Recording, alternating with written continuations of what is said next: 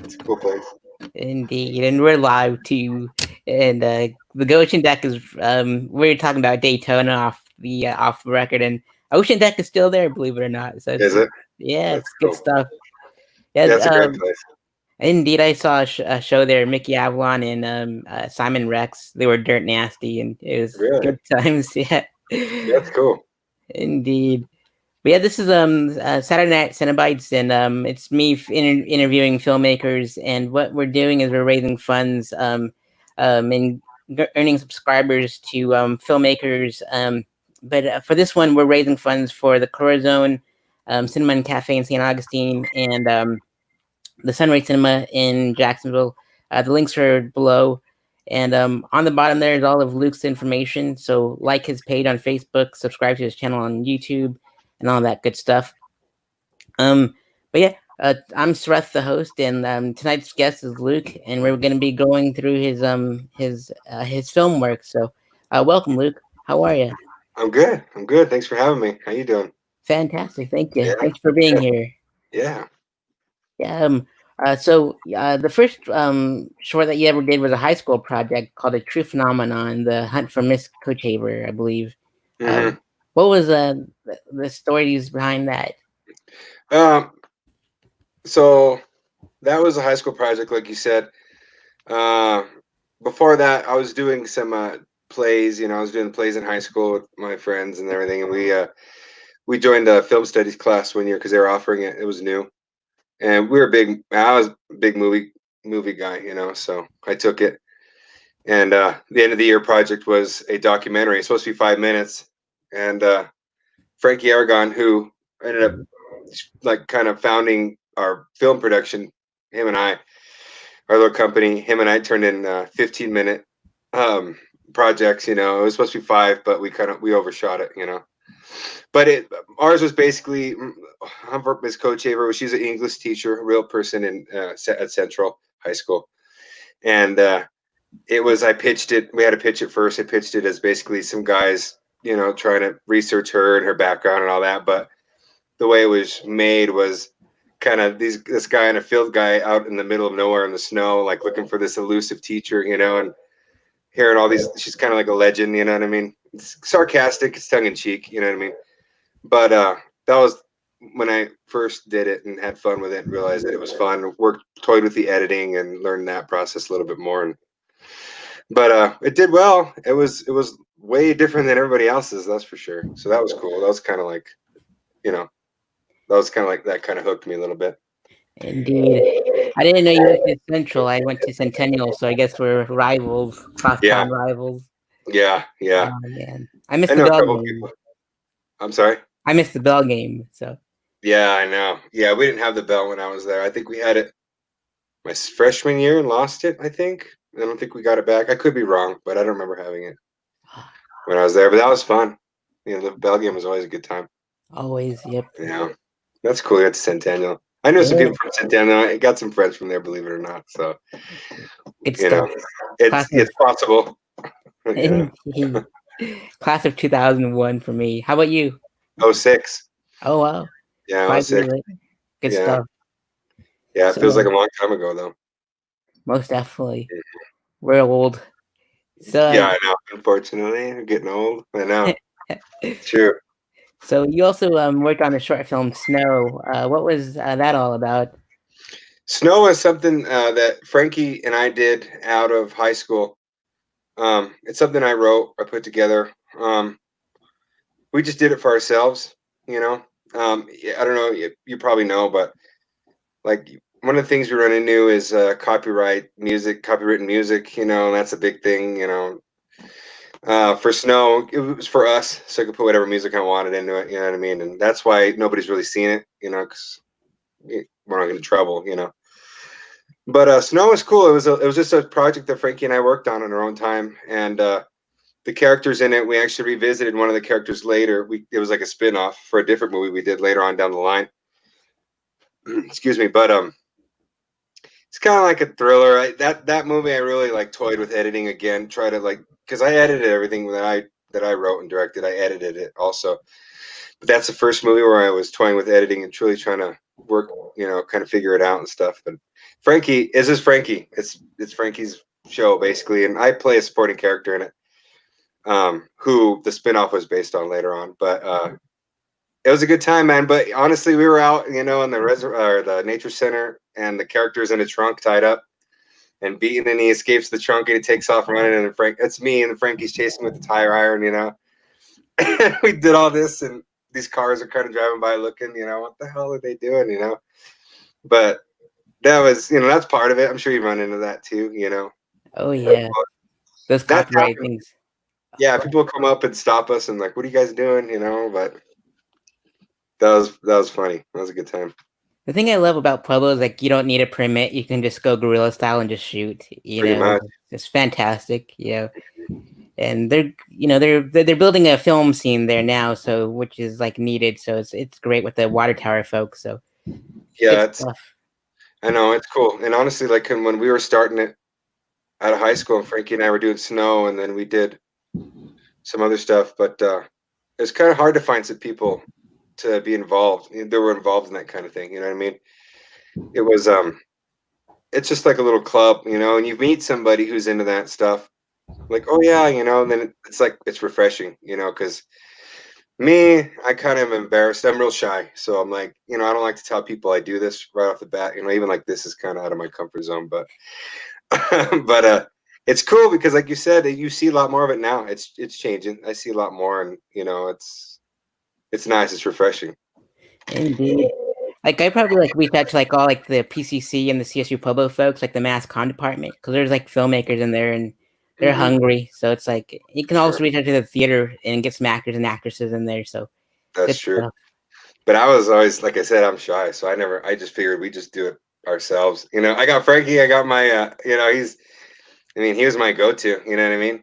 Absolutely. And we worked well together, and that's what we started, him and I. And I was just too afraid to ask people. I didn't want to share my work. What if they didn't like it? You know what I mean? I was just, But, most definitely. Yeah. Don't hurt to ask. Indeed, I miss the nature center too. That's like one place I miss, like the Raptor Center and the restaurant that's in there and stuff like that. And yeah, it's a little different now, but it's a great place. Go down there, walk around it. It's cool. It's fun. Absolutely, I'll have to go back and take a walk and stuff. Yeah, for sure. Yeah. So the next one that you worked on was like Sick Addiction, which was like a short film that you submitted to the Seoul Film Festival that won the Best in Horror. What was like the stories on set there, and what was your reaction when you won Best in Horror and stuff? Well, Sick Addiction, I wrote the screenplay for that movie, or a short film.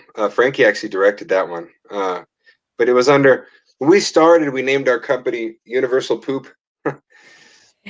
And poop actually stood for something. It stood for proud of our pictures. Nice. So like people thought we were just being stupid, but no, it had a meaning. But it had a meaning, and that was Universal Poop. And then we changed it to Shoot This, and we're Shoot This now, So I don't know if I think Sick Addiction was still under Universal Poop, but Sick Addiction was something we wrote. Frankie directed it, and I was the main character in that, acting, and that we shot.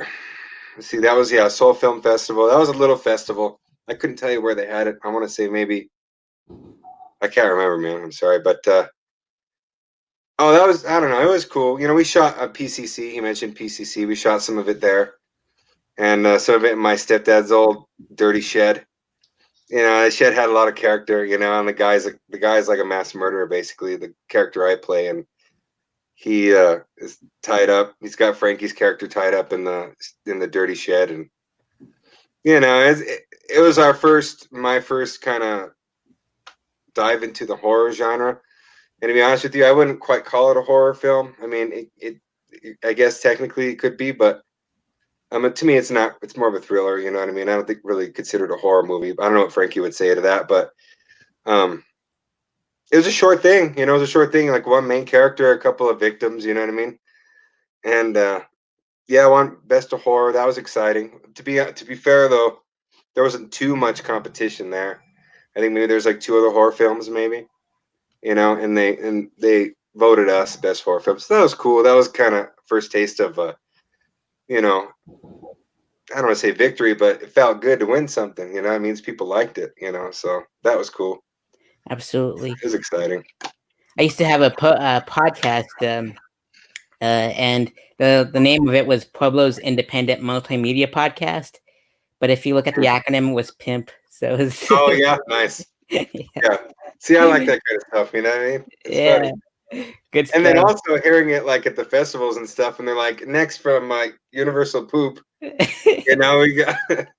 Oh man, that made it worth it. Indeed, good I stuff. don't even know. I don't know why we changed it. To be honest with you, I don't know, but I like uh, it a lot. Maybe you yeah, can start another one under another umbrella, like Paramount has like a bunch of like studios under the yeah, umbrella, and then so you can bring it back. bring it back. Yeah, we'll bring it back. Indeed, Yeah, make it like a Troma of Pueblo or something. That'd be pretty awesome. yeah, yeah. I think it's funny.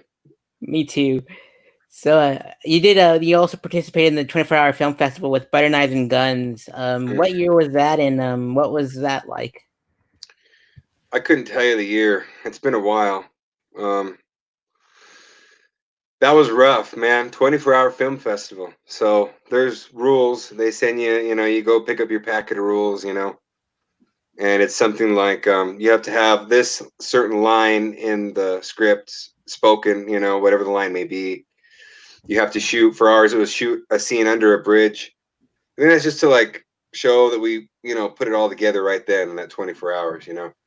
So 24 hours, shoot or write, shoot, edit, project, and turn it in 24 hours. So that was our first and only try at that with Butter Knives and Guns. Butter Knives and Guns was something I pulled from a much larger script that I wrote that Frank and a really ambitious project that we haven't done.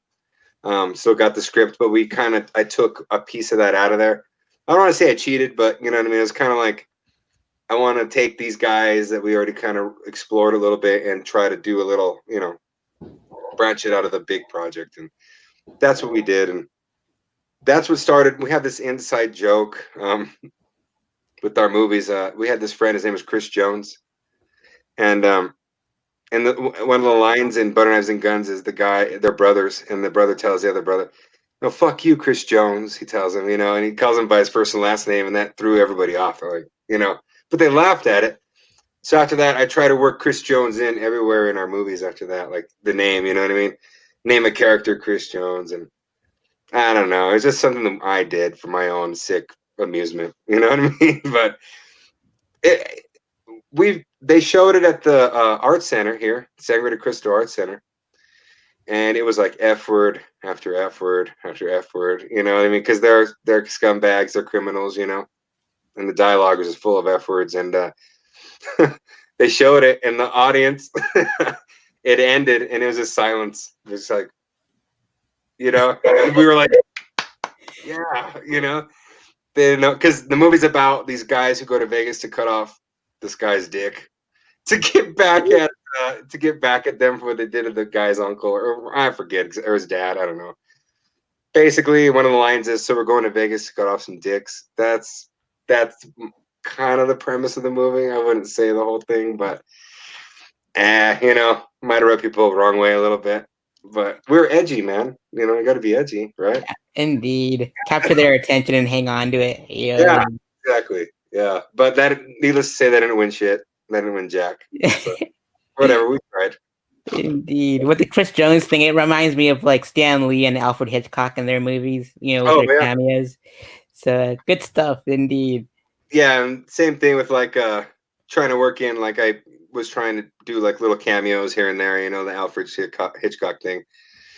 I mean, I want to say that was an inspiration or much, but I knew of that. I knew that he was one of the first people to be doing that. So let's try to like be walking around in the background. Nobody knows that's me.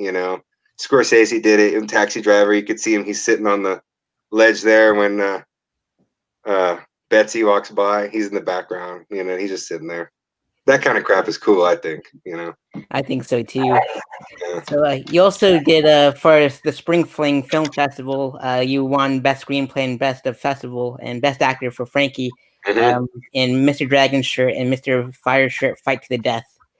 Quite the long name. What's the inspiration? Yeah. And tell me some stories from that one. That movie. So the name comes from Well, okay, so there's this local band here in Pueblo. They were jamming one night. The guy is a saxophone player. All right, and he's great, great musician, great singer. Uh, and I think Frankie and I were at a bar and we saw them playing, and he asked something like, "What's that guy's name?" or whatever. Or he called him Mr. Fire Shirt because he was wearing one of those bowling shirts, and it has the flames coming up. Like You Guy know. Fieri. Yeah, exactly. Yeah. So he's wearing one of them. He's like Mr. Fire Shirt over there. So that name stuck in. We were laughing, and then Mr. Dragon Shirt is a guy who was in Seoul Film Festival.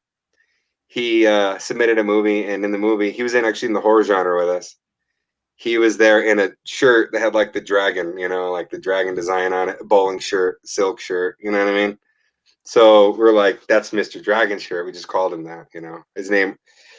The musician is, and he won't mind. He's cool. Is Carlos Kroll. I mean, amazing dude here in town. Carlos and the boys. Those guys are awesome. But that was before I really knew him. So he was Mr. Fire Shirt. So Frankie was like, we're talking. Would it be funny if we made a movie? It was Mr. Dragon Shirt, Mr. Fire Shirt fight to the death. That was the idea. So I'm like, okay, I'll do that. I'll write that, but I got to figure out how we get to the fight to the death, because eventually that's what's going to happen. They're going to get in a fight to the death, and who's going to die, and that's where it started. And that one was actually really good. I got to say, like, for our equipment wise, I didn't have a nice camera. Like, I had a nice camera for Robbery, kind of crappy equipment. You know what I mean? But hell, and the editing was clean. We got some really clean images out of it. David Starcer, who's from Film Studies. He was Mr. Dragon Shirt. Frankie was Mr. Fire Shirt. Frankie was a saxophone player in the movie. Like like Carlos Kroll. But that was exciting, man. I think that was the first time I heard of Charlie McMullen. Maybe as a filmmaker, for sure, I would say, because I think that was a festival he competed in also. And he showed his naked derriere, showed his butt on the thing. Oh man, and he won something for that. I couldn't tell you what it was. Pretty sure he won, like sweetest ass or something. No, that's good. But yeah, that's when I heard of Charlie for the first time, and then I would see him like KJing, doing karaoke, and he was involved with plays and all that. He knew Frankie. I didn't know him. But that was cool, man. And when all those, like it was a good feeling. Like I said, it makes it seem like people like it. That's a big deal. But yeah, I mean that was cool. That was the last movie I think we did with our crappy equipment, and then we got some good equipment after that. So that was nice. Indeed. And I wanted to give a quick shout out to Jolene Aragon. She says, "Shoot this rules" in the comment section in the chat. So she wanted to let me tell you that. Right So on. yeah. So you also competed in another 48 another short film festival, 48-hour film festival in Denver, Denver 48-hour film festival called Johnson Summer. What was that all about? So Johnson was the character from Snow. I mentioned we did the spinoff. So I played the character Johnson, which was the next door neighbor who, I mean, nobody's gonna probably see Snow, but who gets murdered? Frankie's character murders Johnson. So Johnson Summer is a prequel, all right, to Snow. And Johnson is just a guy, a dorky dude. He's a barber. He likes to talk about the Wizard of Oz and shit when he's cutting hair. He's just a goofy man. A lot of bad stuff happens to him, and he just can't catch a break. And I try to take that character, and I had to play that character again. I didn't play him, and I don't know how long it was, and that was, I think, maybe the only project I did that Frankie wasn't involved in. I want to say, because it was always him and I. Like that was the foundation. Then we built from there. You know what I mean? But Johnson Summer, I think that was just me and Jess, my kid, my ex. My girlfriend at the time. It was just her and I put that thing together. And shot in Pueblo. Had to drive all the way up to Denver and drop that thing off. And it didn't win nothing. People, I don't know. They didn't really get it. I don't know. They didn't really get it. I think it's funny. It's on the YouTube channel. You can watch that one. That's on there. But I don't know. I kind of feel bad for for the character. You know, it kind of put him through the ringer a little bit. But it's just dark humor. You know what I mean? I don't know. But I think Johnson Summer, honestly, that was one thing that I wanted to do because I hadn't done anything in a while. It's like I need to do something, you know. I just committed myself to that festival just to kind of keep the gears going, you know what I mean? Just kind of keep it, just kind of keep sharp with it. And we got the new camera and a lot of extra bells and whistles, you know. So that movie was necessary. It's not my favorite, but it was necessary in our journey, I think. Indeed, it's great that you drove all the way from Pueblo to Denver to participate. And I know Pueblo has a bunch of their film festivals, and what's your the 24 hour. And so I participated in like the first one and like the one after that. But you'll see those on my YouTube channel too. So like the Narcoleptics and the Insomniacs and stuff. So you'll definitely check those out. Yeah, But those timed festivals, those are fun, man. Like that really puts you to the test, you know. indeed, it's like a whole lot of pressure for sure. Yeah, And but definitely. it's great that you learn so fast in a short period of time. Hmm. Quite the rush. Yeah, it is. Yeah. Yeah. So you also was an actor in front of the screen for Court Ordered. What are the stories behind Court Ordered? Court Ordered's cool, man. That's a project. I think it originally was going to be a web series, but that is Ryan Cameron and Donnie. I forget his last name. But Ryan Cameron, he's a filmmaker. He's local. Uh, he he reached out to, or no, he was holding auditions, and I went and auditioned, but I knew him. You know what I mean? Like I had met him before, and I auditioned to act in it because I wasn't really doing much. I was making Robbery, but it was just at a standstill. We had hit a wall, you know.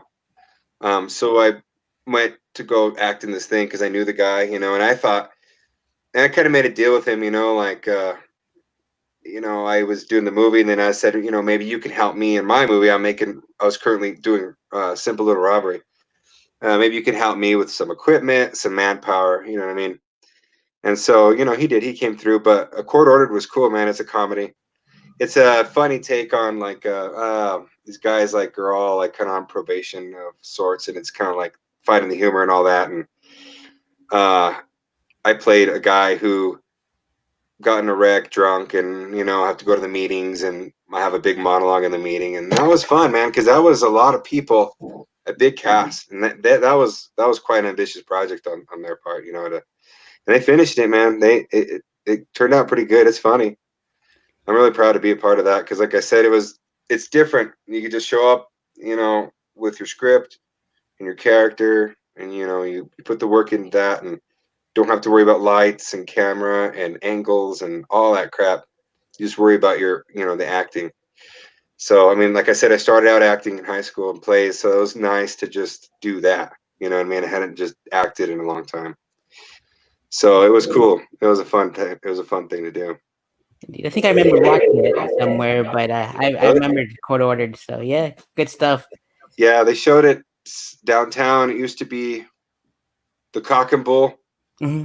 and it was Jay Michaels. I think it might have been the Cock and Bull when we showed the movies there. We showed that one and Robbery together. But yeah, they showed it around, and I think they have it for sale somewhere. I don't know, online. You know, I have to check. I have some posters, man. They're cool. They got these posters made and like did caricatures of all of us. You know what I mean? So yeah, they did a good job with that. They did a really good job. Awesome. And which leads me, it's a cool transition to like a simple little robbery because that's what you mentioned in that story of a Court Ordered. And so it was part of the Short Circuit Film Festival, and it won the Outstanding Filmmaker award with the Best Screenplay Hmm.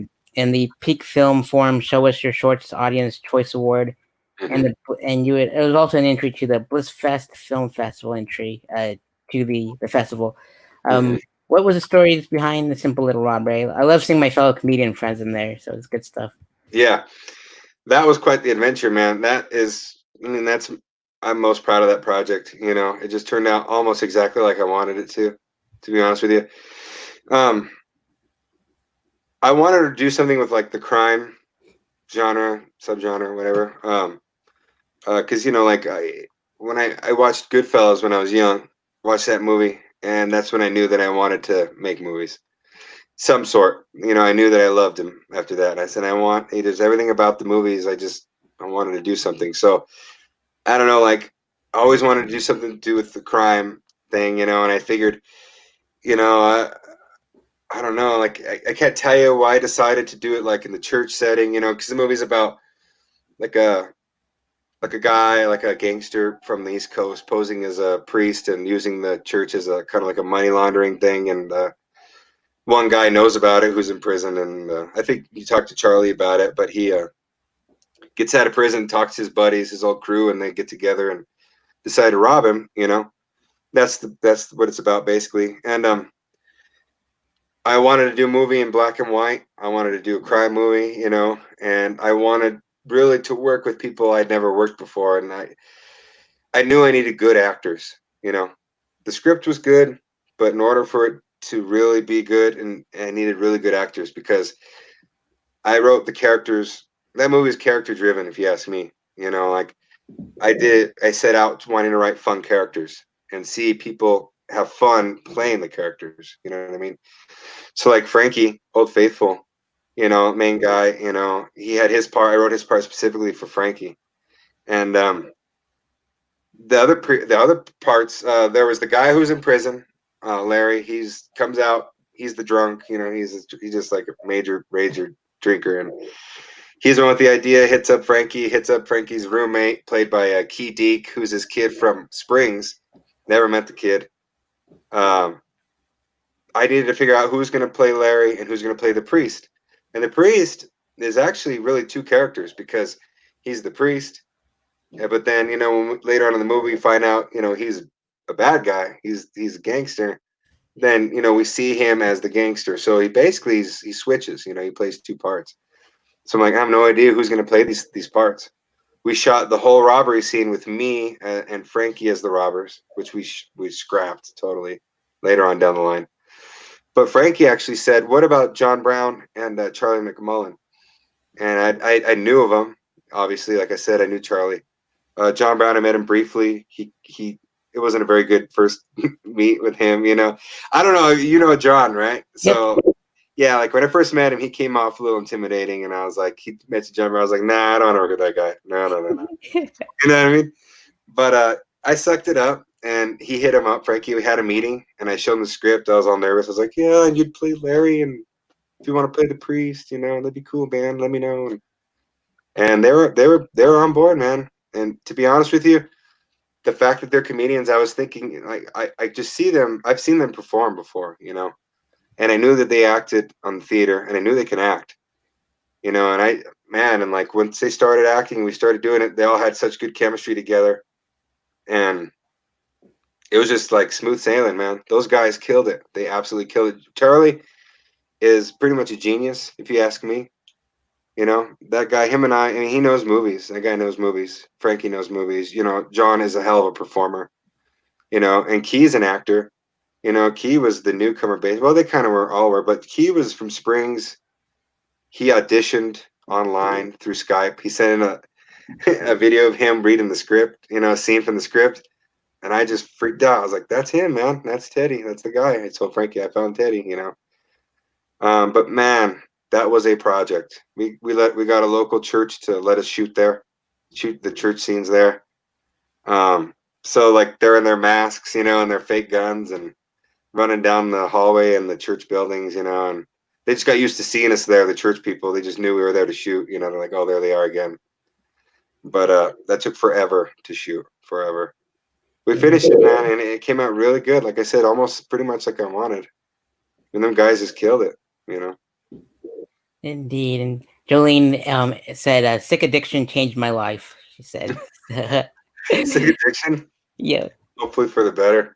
Indeed. And you're right. Like John Brown's pretty intimidating, but once you get to know him, he has like the biggest heart. And Oh yeah. I love like I was on a roast. Like my first comedy show was a roast, and he was on my panel, and he got me so good. So I'll always love the guy. And Charlie too. He was my roast master. And you're right. Charlie is a genius. He's amazing art wise, acting wise, just everything. An all around great artist, I think. I know. The guy's great. I think anybody that met him, or has worked with him, if they, anybody that says they don't like the guy, they're jealous. You know what I'm saying? Like, because there's no reason not to like that dude. I mean, he's just a great guy. He brought me on this project, that didn't work out, and he just, he's cool, man. He believed in it. He believed in the project. He believed in me, and like I said, and it was really cool to work with them guys because I don't know, man, they were good. They're just so good. We got a lot of compliments like at the showings of their acting and the dialogue, and it was just seamless. You know what I mean? They're great. Mm-hmm. To this day, Charlie just keeps is the artist for my artwork for everything pretty much. So I always turn to him. He's so good. Yeah. Yeah, I remember being with him during Cloud Games, and we stayed in this. They put us in this crappy little motel room on like off Nevada and Colorado Springs, just like a horrible area. And it was me and him and like four, I don't know, three other people in one motel room, just cramped. But between working, he was sitting there at the desk doing sketches, drawing. And I've always seen his work online, but like to see him put one together, that was cool, man. Like I was like, damn, this guy is pretty talented. Highly detailed for sure. Yeah. Indeed. And let's see here. I'll have to interview Frankie because he sounds like one awesome sidekick, partner, So yeah. I'll reach out to him for sure. Yeah. Frankie's cool, man. He's always been on board, you know what I mean? He's always down. He directed Evil Mutant Rats, this horror movie, and that was a fun time. He had Charlie and John; they're the main characters in that. And I have a little part. I'm like the dorky neighbor again that gets like eaten by rats or whatever. But yeah, he loves movies too. It's a thing. You're a movie person or you're not. You know what I mean? It's cool to talk to movies with other movie people for sure. Indeed, absolutely. You have this thing called the Jack's film bar meetups, like every Monday before COVID hit, and like we would all gather to like different parts of like in different bars every different Monday, and so it was a really good networking thing of just filmmakers and actors and actresses and stuff, and like screenwriters, just everybody from like grips to lighting, everybody. And so once I move back to Pueblo, we should do that, and just like find some hidden filmmakers because there's some hidden award winners like yourself and myself, and we got to bring that into the light. That's true, man, and that is really true. Because you can do it all on your own. Like, I had help with Robbery, but not a lot. You know what I'm saying? Like, you're talking props, lights, costumes, location, all that. You know what I mean? And like, it's just our little group. I think John Brown took a picture of me shooting a scene and holding one of the lights with my foot, like shooting and trying to direct actors. And you find other people that are down for that kind of thing. That makes a world of difference, Indeed. Teamwork makes the dream work is like what I like to say. Yeah, that's true. And other than being a filmmaker and an actor and such, you're also a drummer for the local band Gypsy, The Beat, and The Kid, which is also GBK. Like, how did music enter your life? Oh, my mom. Well, she's been in the band since I was since probably before I was born. She's been singing forever. They were gigging around town forever. I grew up around it. I'd be at her practices as a little kid, and her in the room listening to them practice, and it just got to one day I used to I'd have a drum kit and I'd always just mess around on them. And she came to me one day and was like, you ought to really look into taking this kind of more serious because you could come out to the bars and play and make money, And I was like, you had me at come out to the bars. No, I'm just kidding. But I was like, really make money? Like, yeah. And it was fun. And that's kind of what got me gigging. But just been playing forever. And then Carlos Torres, who's a local guitar player, and my mother, she sings and plays the keys, and I play the drums. I do some singing. But yeah, man, that's fun. We haven't done that in a long time because of COVID. But that's fun. We opened for Eddie Money like a few years ago. I think it was the year before he died. Matter of fact, at Memorial Hall here in Pueblo. And they narrowed it down to like 3 bands, from what I understand, 3 local bands. And they chose us, like his people chose us to open for him. And it was cool, man. John Michael Pompeo, who writes for the Chieftain, he wrote something really cool about us, said some really nice things in the review. And we met Eddie Money. I got a picture with him. And he's just cool, man. Nicest guy. I didn't know. I was a little nervous. I didn't know how he was going to be, because I never met anybody famous before. And he was the nicest guy. He's like, let's get a picture. I'm like, yeah. So that was cool. To me, like, that kind of made it all worth it. You know what I mean? I could say I did that. That's cool. But yeah, the music's a big deal. Like for the movies, I write a lot of the music for like the score for the movies too. So that just comes in handy. You know what I mean? Indeed. So you're like the John Carpenter of Pueblo, pretty much. You could say that. Yeah. No, not. But yeah, he does the same thing. Yeah, he scores his stuff. They live, man. Yeah. Halloween. Halloween. Yeah, good stuff. But Indeed. yeah, So what style of genre is that GBK, and like what uh, style do you guys play? we're a cover band mainly, but we have some originals.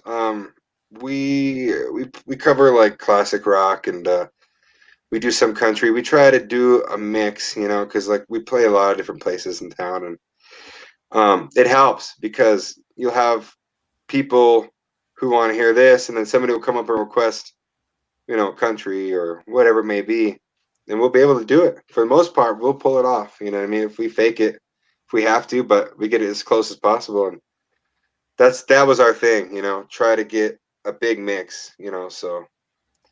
So that's kind of what we do. We play, like I said, we play country, classic rock. We do like some Al Green, and we even do some like Spanish stuff too. She sings in Spanish. I don't know what they're called. I don't know, but we do that too. So, but that's cool.